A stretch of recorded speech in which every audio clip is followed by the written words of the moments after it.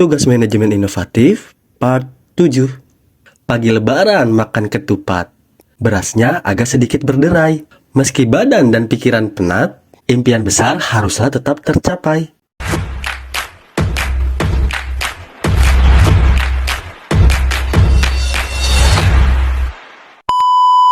Halo semuanya, kembali lagi bersama saya Ahmad Tirtaklana dari kelas 2 JMSDM dengan NPM 12 10 20077. Pada video kali ini, saya ingin membahas materi tentang implementasi kinerja dalam manajemen sumber daya manusia. Untuk pembahasan pertama, ada garis besar kategori dari arti kinerja, di mana ada dua definisi dari Bernardin dan Richard. Bernardin mendefinisikan kinerja sebagai catatan hasil yang diproduksi atau dihasilkan atas fungsi atau aktivitas selama periode waktu tertentu. Kinerja sebagai hasil, bukan karakter, sifat, dan perilaku.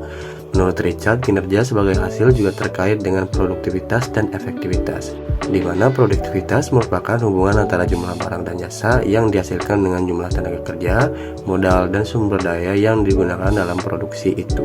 Dari dua definisi tersebut, dapat disimpulkan bahwa kinerja merujuk pengertian sebagai perilaku, merupakan seperangkat perilaku yang relevan dengan tujuan organisasi atau unit organisasi tempat orang bekerja. Kinerja merupakan sinonim dengan perilaku. Kinerja adalah sesuatu yang secara aktual orang kerjakan dan dapat diobservasi. Kinerja mencakup tindakan-tindakan dan perilaku yang relevan dengan tujuan organisasi. Kinerja bukan konsekuensi ataupun hasil tindakan, tetapi tindakan itu sendiri. Selanjutnya ada tingkat kinerja. Yang pertama ada kinerja organisasi, yakni pencapaian hasil pada tingkat atau unit analisis organisasi.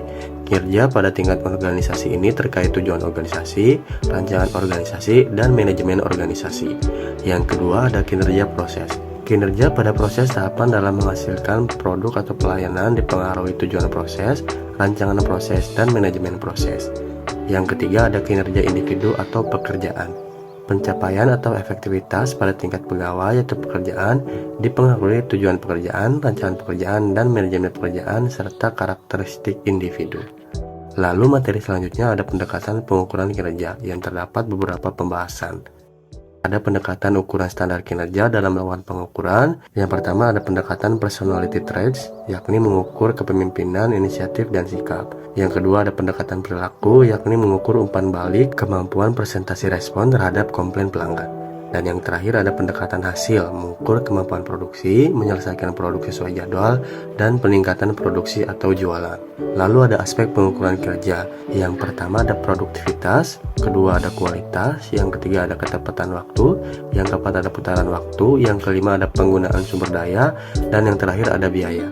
Lalu ada indikator untuk mengukur kinerja organisasi. Yang pertama ada produktivitas, yang kedua kualitas layanan, yang ketiga responsivitas, yang keempat responsibilitas, dan yang terakhir ada akuntabilitas. Lalu selanjutnya ada jenis ukuran kinerja. Yang pertama ada ukuran uang, yakni pendapatan, pengeluaran, dan pengembalian. Yang kedua ada ukuran upaya atau dampak, yakni capaian sasaran, penyelesaian proyek, tingkat pelayanan, dan kemampuan mempengaruhi. Yang ketiga ada ukuran reaksi, yakni penilaian rekan kerja, pelanggan, ataupun pemegang pekerjaan lainnya.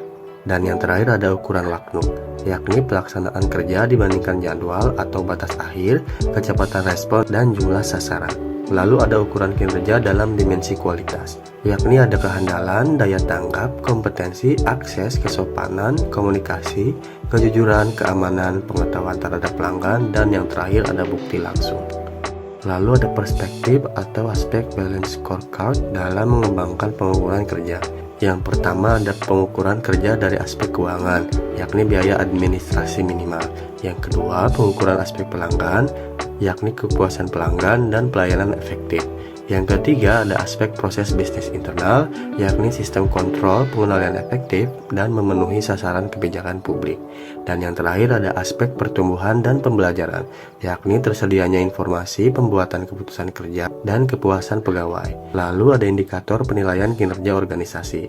Yang pertama ada efisiensi, yakni pertimbangan tentang keberhasilan organisasi pelayan publik dalam mendapatkan laba, memanfaatkan faktor produksi, serta pertimbangan yang berasal dan rasionalitas ekonomi. Yang kedua ada efektivitas, yakni rasionalitas teknis, nilai, misi, tujuan organisasi, serta fungsi agen pembangunan. Yang ketiga ada keadilan, yakni distribusi dan alokasi layanan yang diselenggarakan organisasi pelayanan publik. Dan yang terakhir ada daya tangkap, yakni daya tanggap terhadap kebutuhan vital masyarakat dan dapat dipertanggungjawabkan secara transparan. Lalu selanjutnya ada indikator kinerja organisasi yang dijadikan pedoman menyusun laporan kinerja. Yang pertama ada masukan, yakni segala sesuatu yang dibutuhkan agar pelaksanaan kegiatan dan program dapat berjalan. Yang kedua ada keluaran, yakni segala sesuatu berupa produk atau jasa sebagai hasil langsung dan pelaksanaan suatu program. Yang ketiga ada hasil, yakni segala sesuatu yang mencerminkan berfungsinya keluaran kegiatan jangka menengah. Yang keempat ada manfaat, yakni kegunaan suatu keluaran yang dirasakan langsung masyarakat.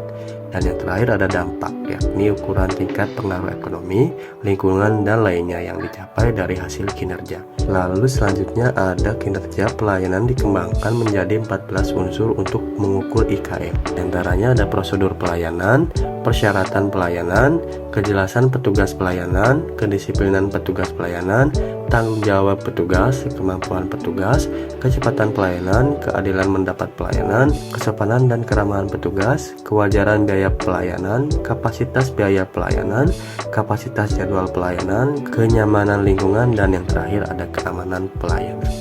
Lalu pembahasan selanjutnya ada kinerja dan problematika dalam manajemen pengetahuan. Terdapat beberapa pembahasan juga, ada pekerjaan dan kinerja organisasi. Yang pertama ada hasil-hasil fungsi pekerjaan, yang kedua faktor-faktor yang berpengaruh terhadap prestasi kerja pegawai, yang ketiga ada pencapaian tujuan organisasi, yang keempat periode waktu tertentu, yang kelima tidak melanggar hukum, dan yang terakhir sesuai dengan moral dan etika. Selanjutnya ada unsur yang terdapat dalam kinerja, di mana terdapat fungsi pekerjaan atau kegiatan yang terkait kinerja organisasi ataupun perusahaan. Yang pertama ada strategi organisasi, yang kedua ada sumber daya manusia, yang ketiga pemasaran, yang keempat keuangan, dan yang terakhir ada operasional.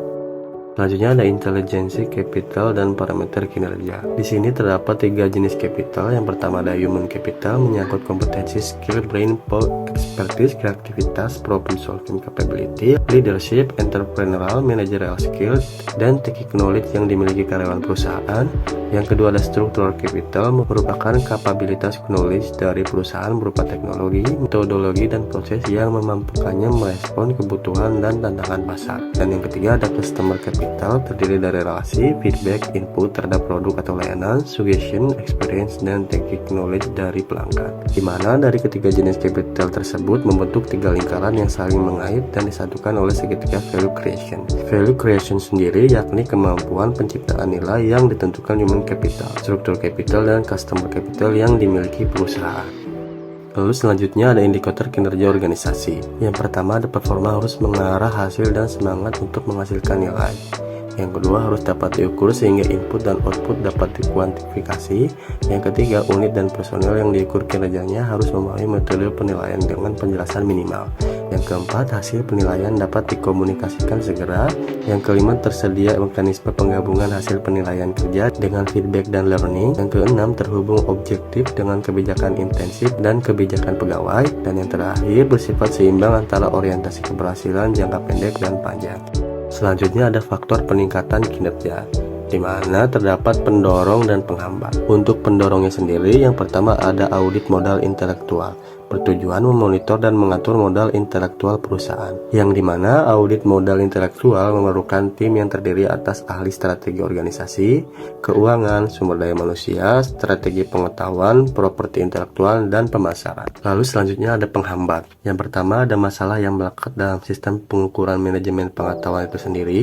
Yang kedua sulit mengidentifikasi hubungan langsung antara inisiatif manajemen pengetahuan dengan performa perusahaan. Yang ketiga manajemen biasanya meminta indikator kasat mata seperti dampak terhadap performansi, keuangan, dan operasional lainnya. Dan yang terakhir semakin beragam dan kompleksnya stakeholder atau pihak berkepentingan terhadap eksistensi perusahaan. Baik teman-teman, selesai sudah video pembahasan kali ini sebagai video pembahasan materi terakhir daripada tugas manajemen inovatif. Terima kasih yang sudah menonton, jangan lupa like, komen, dan subscribe. Sampai jumpa di video-video selanjutnya.